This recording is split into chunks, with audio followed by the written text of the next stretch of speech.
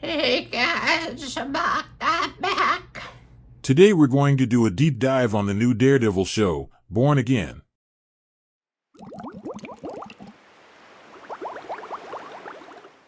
It's worth noting this is right after Easter, so the Born Again thing is related.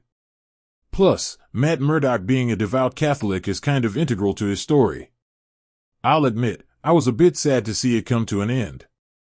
But when I found out about the behind-the-scenes stuff, more on that later on, and it was more about just getting anything out. Knowing that, what we got was incredible when you compare it to the current state of the MCU post-Endgame. Plus, Season 2 of Andor will take its Tuesday night Disney slot. Everything comes up Dano. Now, for a bit of personal background, I actually watched all of Netflix's Daredevil, and was pretty into the whole Defenders thing on Netflix.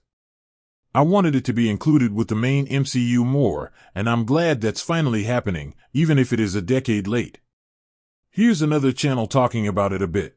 This show Booty Cheeks, or did Disney Plus finally make a masterpiece? Look, here's the deal. When the original Daredevil Netflix series first came out, no one really had any excitement for it at all. Because after Ben Affleck tried to squeeze his butt into a skin-tight double D red suit, nobody really cared if they ever seen this guy ever again. But then something happened. Netflix made one of its best shows of all time. You really don't understand. The entire Penguin series that came out on Max wouldn't even exist or even be as good if there was no Daredevil for it to follow. They even got a lot of the same actors from the show. That's how much they were inspired by the original Daredevil. So years later, when Kevin Feige announced they're bringing the show back with new episodes to Disney Plus, there was one major problem. Even though Disney Plus gave us WandaVision, gave us Loki, gave us Moon Knight, Disney Plus also dropped this, they dropped this, they dropped this, they dropped a whole bunch of horrible shows. You get my point. And then the show came out. They killed Foggy in the first 5 minutes. And even though it struggled to shake off that weird Disney Plus look and CGI that all their shows have, it still gave us some of the best Daredevil moments we've ever seen. But I can't help but ask the question, I guess we have to talk about the Foggy thing now.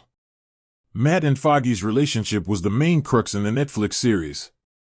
I think in order for the Disney series to work, it needed to distance itself from the Netflix version.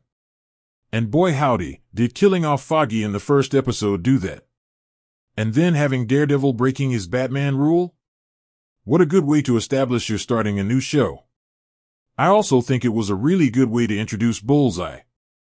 Daredevil having another villain is always fun, especially one so fundamentally different from Kingpin, who I guess I'll talk about now. I liked his storyline overall. I thought some of it got cartoonishly evil at some points, like ripping the police chief's head apart and the Punisher Death Squad. New York City is a real place. I love New York.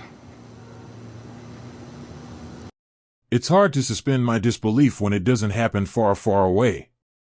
But this isn't the New York City from our universe. This is the New York with Spider-Man. Literally half of the city got snapped away for like 5 years.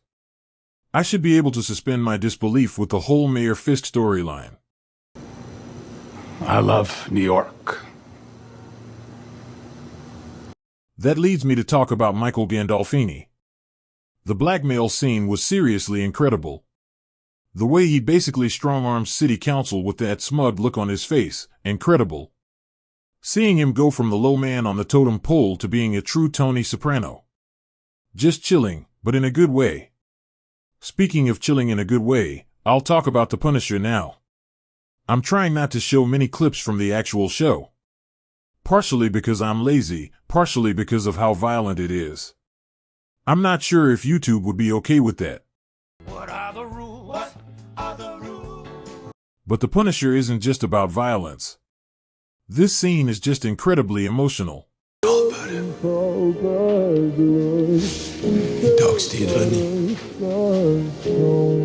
Hear his voice. You do, don't you? Every time I start moving, I still hear my little boy. I see him. And I hear his voice. He says, get him, Daddy. Every last single one of them get him.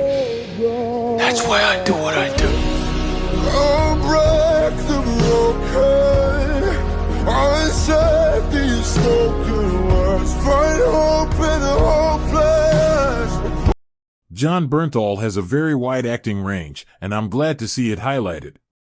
Obviously, it's not just the Punisher. Kingpin literally rips a guy's face off. The whole show is actually incredibly raw and violent. To me, it's a bit of a departure from the PG-13 violence we usually see from Disney. I think Punisher is a great representation of that departure. I also think Frank Castle calling the Punisher Death Squad fanboy posers was something we all wanted. Everybody should know that the Punisher is a fictional character and not someone to idolize. That shit is just pathetic. I saw people like that at the Academy though.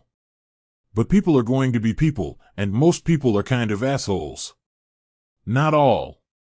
Just most. That doesn't automatically make me assume everyone is going to be an asshole. Everyone deserves the benefit of the doubt.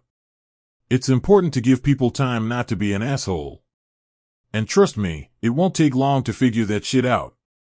I want to take a quick second to talk about the imagery that Daredevil uses, specifically in that opening sequence.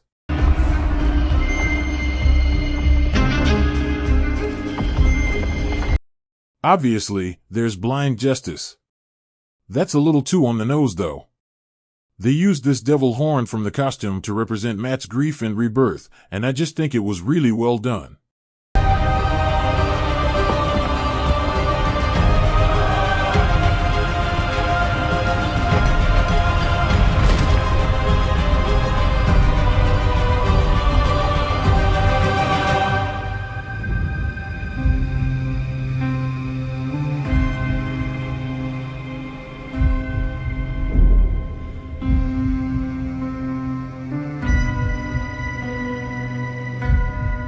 Now I'll get into my issues with the show. I just think it's this with every show now. Whoa. There's still plenty of meat on that bone. Now you take this home, throw it in a pot, add some broth, a potato. Baby, you got a stew going. Knowing that it was originally scheduled to have an 18-episode season was exciting. But obviously with the behind-the-scenes stuff that wasn't able to happen. I'm glad we got the episodes we did, but I think the whole Heather storyline was rather rushed. We're supposed to be invested in their relationship, and I think another arc or two would have gone a long way towards getting a stew going. Baby, you got a stew going. I've said it before and I'll say it again. I really think it's the Ryan Murphy effect. Ryan Murphy's ability to tell a full story in a short amount of time is the norm when Disney and whatnot are making content. They're just min-maxing our entertainment. Not sure how I feel about min-maxing art, but whatever. I'm going to make a constructive criticism sandwich here by switching back to something more positive. My last note about Daredevil is that he's literally a disabled superhero. His whole shtick is that he's blind but sees things no one else can. It really lends to that symbolism I talked about earlier. Again, blind justice. Before I leave, I'll just share another clip about some behind-the-scenes stuff.